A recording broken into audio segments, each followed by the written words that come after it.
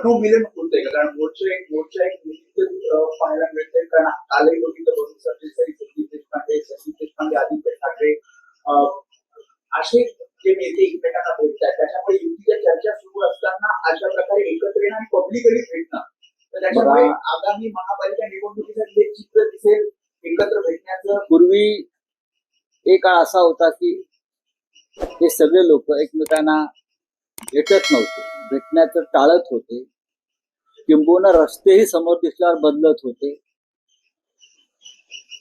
आता एकत्र भेटतात, एका टेबलावर चहा पितात, शेक हँड करतात, हस्तांदोलन करतात, एकत्र गप्पा मारण्याचे व्हिडिओ तुम्ही शेअर करताय. कार्यकर्त्यांनी तर हे ठरवलंय आता हे एकत्र दिसणं महापालिकेत सुद्धा पाहायला मिळणार.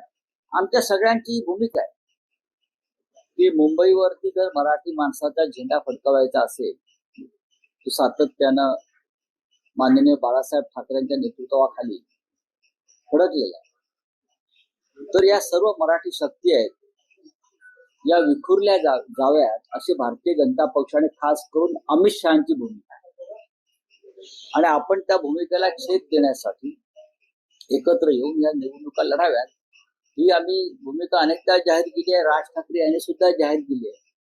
आता उद्याचा मोर्चा आटपल्यावर एक चांगलं वातावरण निर्माण होईल या महाराष्ट्रामध्ये मराठी माणसांच्या मनामध्ये, आणि त्यातून आम्हाला खात्री आहे की नक्कीच चांगलं घडेल. अर्थात देवेंद्र फडणवीस असतील, एकनाथ शिंदे वगैरे वगैरे वगैरे त्यांनी किती आपटापट केली तरी मराठी माणसाची एकजूट तुटणार नाही. आपण ज्या पद्धतीने या मोर्चाला बदनाम करताय किंवा उद्धव ठाकरे यांच्या बाबत चुकीची विधानं करताय ती पूर्णपणे गैरसमज पसरवणारी आहे.